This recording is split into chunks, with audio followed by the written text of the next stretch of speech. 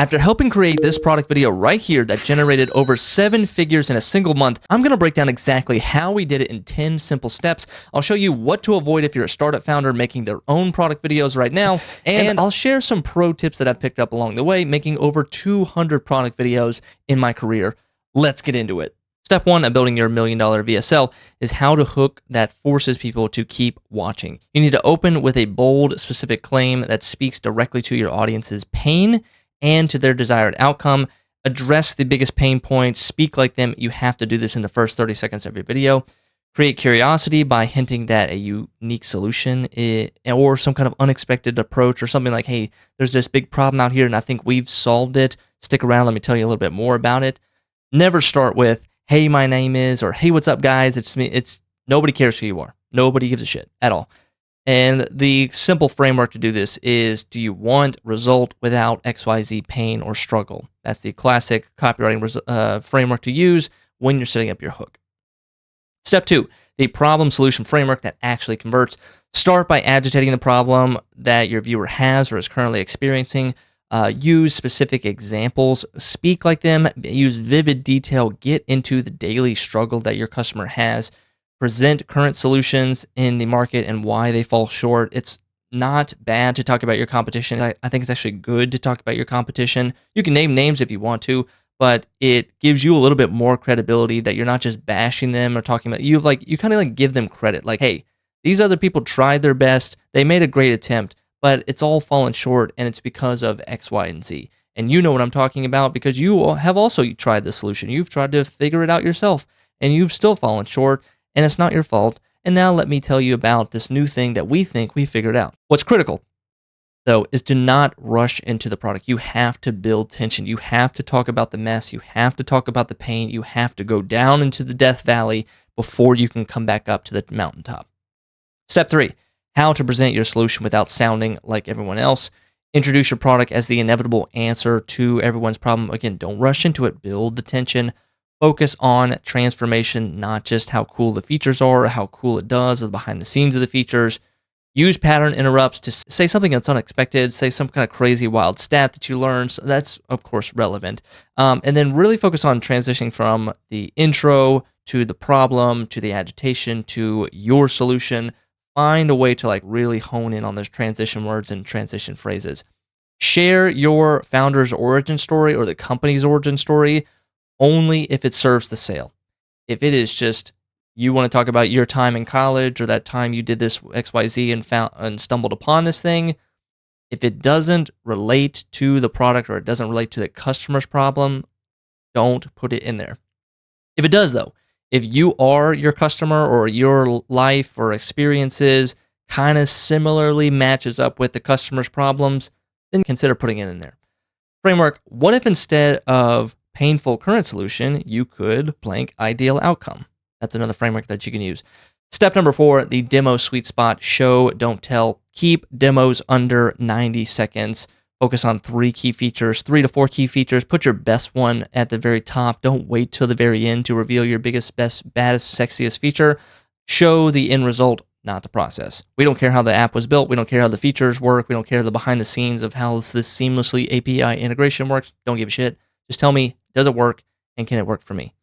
Use specific numbers instead of just in metrics. Give me the stats, give me the results, it increases my productivity by 30%. I need some stuff like that. And a feature without a core problem is a useless feature. And this might seem like a simple sentence, but if you are putting in a feature in your script, in your VSL, and you think this is cool, or let's just pack it in there, let's add some cool features. 1, think about this. Does this feature actually need to exist? And 2, if you're putting it in your video and it doesn't tie back to some kind of problem that you originally talked about at the top of the video, don't talk about it. Don't talk about the feature. Cool, it can be in there, fine. But if that core problem, that agitation that you set up at the very beginning of the video, and then you introduce this feature, they're going to say, how is this related? And then they're going to get confused, and then they're going to step out, and then they're not going to buy your product. Step 5. Social proof without sounding desperate. Lead with results, not names. You don't have to name drop. You don't have to talk about celebrities. Just talk about what these people have, the results that they've gotten. Use specific numbers whenever possible. Show variety and testimonials. address different customer segments. There's probably 3 or 4 different segments of types of customers that your app probably helps with. In most of the video, you're talking about this one major segment, but then also do a little sidestep and say like, hey, and also if you're this works for marketers, but also if you're a designer or an entrepreneur, this could also work for you too. That's something like tie people and keep them watching. Step 6, the perfect offer structure. Start with transformation. Don't talk about the price just yet. Stack the value before revealing the cost. If you don't know what stacking the value is, go look up Russell Brunson. Go read expertsecrets.com secrets about stacking the value, like how to make a great offer and then just keep adding more and more value to make it just seem like this insane gift that I'm about to give you. Use risk reversal effectively. So guarantees, money back guarantees, refund policies, make it very clear if they don't want this, hey, this is a safe decision for your customers to make. Create urgency without being pushy. When we made this video that I'm talking about, the video came out on a Wednesday and the doors closed that next Monday. So we used that urgency, and that's like, hey, the sale is turning off. You can get 80% off today, right now. After that, the sale is going away. Whenever you're building your campaign to, kind of house this VSL, think about when the doors open and when the doors close. And remember, the offer isn't just about the price. And they will see the price. You have to also remind them how much they're getting, what all is that they're going to get once they sign up for it. Step number 7, production elements that actually matter. I am kind of reversing on this a little bit. I've told people in the past, hey, equipment doesn't matter. You can use your webcam. For a VSL, for something that is important, for something that you might run $10,000 of ads next to, or something that is going to live maybe even on the homepage of your website, I would invest in a high quality camera. You don't have to go buy a high quality camera. There's plenty of places. There's lensrental.com where you can spend $500 to $1,500. You can get a DSLR, a nice camera, a nice lens, a nice lighting kit, a nice microphone, and a fancy teleprompter. And you can sit down, read it, do your entire VSL, ship it, put it back in the box, and send it back to Lens Rental. I would 100% do that. Use a teleprompter for consistency. Basic lighting at the very least. Don't just rely on window lighting. This is a reflection of your video, your brand, your company, and people are going to take you seriously if you look like you take yourself seriously. Clean audio is non-negotiable no matter what setup you actually end up doing. You have to make your audio sound good. You have to get a professional microphone. It's something at least $50 or more. That's kind of the sweet spot. A microphone that is more than $50 is going to sound pretty good, and do it in a nice quiet room. Keep the background simple, not, simple, professional. Don't do these Zoom virtual backgrounds, please. Go find a nice place, go rent an office, go spice up your living room a little bit to make it look nice. Step 8, editing techniques that boost engagement. Use pattern interrupts every 60 to 90 seconds. So that could be graphics, animations, B-roll. Talk to your editor to see how we can keep the pace going. Sitting here talking to a talking head for 5 minutes to 15 minutes long is kind of boring to watch. So talk with your editor to get them to spice it up a little bit more. Include subtle background music, nothing overpowering, and something that should match the emotion that you're going for. Don't just choose lo-fi background music just because that sounds nice. Does it make sense that the music is here? And if it doesn't make sense, it's okay not to have music. Add supporting graphics and key points. Yes, if I'm talking and I have even this little slide deck, hey, something as simple as this is supporting graphics. Quick cuts for energy, and B-roll, again, should be relevant and minimal. It should not be, you're not making a Mr. Beast video. Step 9, call to action psychology. Make the next steps of the video. What does your customer need to do? First, you should know that before you make this video. Make it as crystal clear as possible. Don't make it seem like this long, arduous quest that they have to go, how do I sign up? What's the easiest way to sign up? If you want to sign up, hey, after watching this video, click the button down below and you'll be taken to choose 3 options. You can choose one of our plans that works for you and click start now. And that's it. Make it that kind of simple. Let me guess, you're running a startup, you're stretched thin, and your site's not getting people to sign up. It's not your fault. You've got a million things on your plate, and making a video showing off how cool your product is probably isn't one of them. But here's the thing, a great video can make all the difference. It gets people to see what makes your product awesome and gets people excited to sign up and become a customer, a paying customer. Click the link down below, book a call with me, and let's make a video that does the hard work for you. Remove all possible friction, use action words, repeat the call to action at least 3 times. It probably should be like at the 80% mark. You should say your call to action, give them a final warning, give them a recap of everything, and then say your call to action one more time, and then do one more final warning, and then do a call to action, and address any final objections in that kind of last section before you give that final, here's how to do it. And I know you'll feel like you're repeating yourself and they get it, but trust me, people don't get it, and people need to be told multiple times what to do, and even then they will still forget what to do. Step 10, the launch sequence. Build anticipation before the release. This video is going to be a big one. This is for this one that we built, it was a big one, and we built up a lot of hype, a lot of tension, probably 2 weeks before we released this video. And releasing this video should not come as a surprise. It should not be this drop. You don't have the luxury of being a huge mega Fortune 500 company where you can just drop this huge video and then everyone's going to see it and it's going to get picked up and it's going to go viral. Those are marketing PR firms that are backing that and have like everybody in place ready to go for that kind of shit.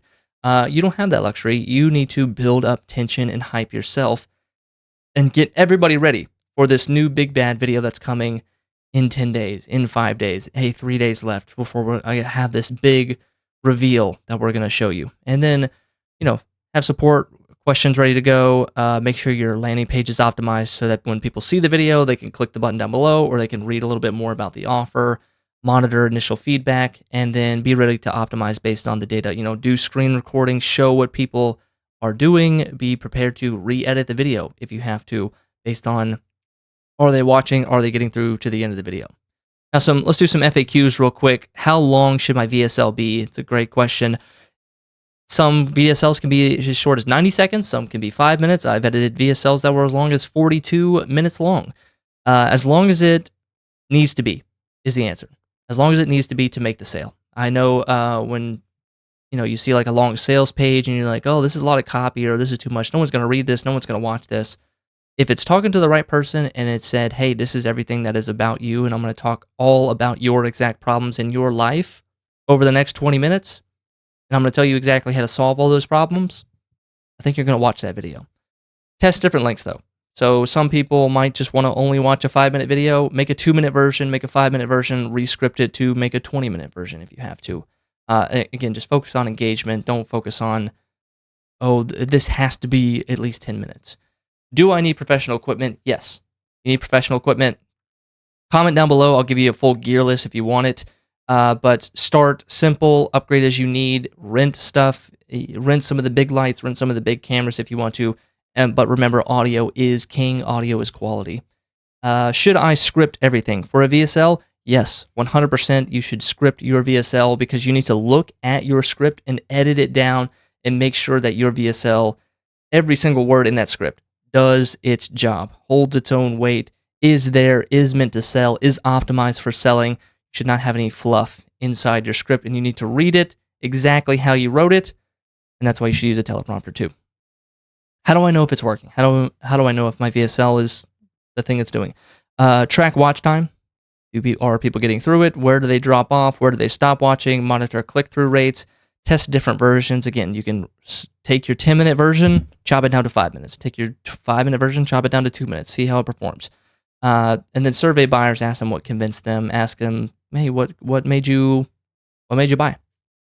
They'll tell you. How to guarantee that your VSL fails. I have a couple one that I wrote down. Wait until the 2-minute mark to reveal what you're actually selling. And by that time, you've probably lost 80% of people. If you've ever posted a video on YouTube and you've watched your retention graph and how like it shoots down off a cliff, you need to prepare for that and know that about 50% of your people, if you're lucky, are going to make it past the 30-second mark. Like that's a good thing. So you need to start to hint to talk a little bit about your product in that probably first 60 seconds to keep people along for the ride, to kind of keep watching, because if it's not interesting to them, if they don't care, then they're not going to sit around to watch even a 2-minute VSL, let alone a 20-minute VSL. Another way to make sure that your VSL fails is to use corporate buzzwords like innovative solutions or paradigm shifts instead of speaking like a human being that is solving real problems. I know ChatGPT can be very tempting to write these scripts, and I've used it, and sure, use it, but make sure that you tell it hey, make sure you're using simple language, no jargon, no buzzwords. Sometimes you can even say like 5th grade reading level. Like keep it as simple as possible. Make people wait through a 5-minute origin story because they need to know our journey. They don't. That's another way if you want to fail. They don't care. I know you think it's important. I know you think it's like part of like, hey, they need to know the struggle that we've gone through to build this thing. Yes and no. They don't need to know all of your origin story. And again, they don't really give a shit who you are. They just care, does this app do the thing that it says it's going to do? Another way to fail is to add dramatic background music that drowns out your voice because you saw that other VSLs are doing it or adding all these swoosh sound effects. Dial it back. And then when you have your VSL ready to go, listen to it on a laptop, listen to it with headphones, listen to it out of your computer speakers, and try to see like, can I still hear what I'm saying with all this music? And if you can't, probably knock the music back a little bit more. Another way to fail is to try to be professional by speaking in a stiff, formal tone instead of talking like you're talking to a friend. These VSLs are very personal, very friendly. They should be like just two people just sitting across the room, like explaining something. It should not be, I know it's tempting to want to be like, it's Tim Cook. If you want to be like Tim Cook, Apple style keynote, hi, welcome everyone. We are excited that you're here today. You're not that. So don't be that. Bury your best testimonials at the 15-minute mark when nobody's watching. If you've got a great testimonial, not a video testimonial of a customer though, but if you've got some kind of success story that you want to share, put it a little further up to hint people or to show people, hey, there's people just like you that got an awesome success. Make wild claims without showing exact screenshots, numbers, or specific proof. Yes. Like, don't just say we made $1 million. Show people that you made $1 million. Save your strongest benefit for the big reveal at the end. Yes, this is, again, everyone's trying to be like Apple. Apple will put their biggest, best stuff at the very end because they know that their audience is super dedicated and they're going to watch to the very end. You are not Apple, so put your best thing at the very beginning to hook them, to keep them watching further, to see if there's anything even better. You're not Apple. Don't be like Apple. Another mistake is to add random B-roll of people typing on laptops and shaking hands because, again, you've studied up on some other VSLs, you watched some Russell Brunson VSLs, and now you think that's what I got to do. So I'm going to just, insert, tell your video editor, add some more B-roll, and they just go find some random shit and they put it in there. Not great. Try to serve multiple audiences in one video, whether this is aimed at startups, or this is aimed at enterprise, or this is aimed at, marketers with a team of 5, or CMOs with a team of 100 people. Like, there are, of course, obviously there's like different segments that your app can serve, but for the video, for the problems that you're talking about, for the problems that you're digging into, you kind of have to talk to just one avatar, one little marketing persona, and then you can mention on the side that there's other people that can use this or benefit from this, but you really need to just focus on one person's problem. Like, again, the video is speaking to one specific person out there, and if they hear it, they're going to buy. Another mistake is to explain every single feature because they need to understand the full value. They don't. The more you talk about it, the more you dive into it, the more you dive into the behind the scenes, the more you start to list every single feature, is the more that your customer starts to think, do I need this? Do I want this? Is this something that makes sense for me?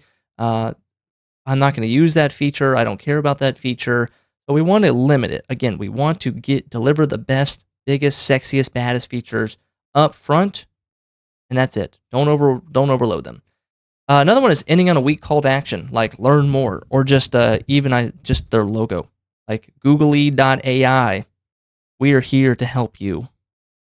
Don't do that. Start with hi. Again, we just talked about that. No one cares. I'm the founder of this. No one cares. No one cares who you are. We don't care. Using industry jargon to sound smart. Just use your customer's exact words. Speak like your customers. Make a 30-minute video when you could have made a 7-minute video. And then let's do some final quick tips before I lose you. Run your first 30 seconds past a cold audience. If you lose them, you've lost a sale. A great way to do your VSL testing is also just throw it up on YouTube and watch to see where people drop off. Don't ask your girlfriend for feedback. I know it's tempting. I know you're working really hard on this VSL. You're scripting it. You're working with your editor. You want to take the laptop and go, hey, babe, what do you think? Your girlfriend, unless they are your customers, Their opinion does not matter. Doesn't matter. I don't ask my wife about this kind of stuff. I don't ask my wife about these kind of videos. She's not my target audience. She's not my customer. If your girlfriend is your customer, sure.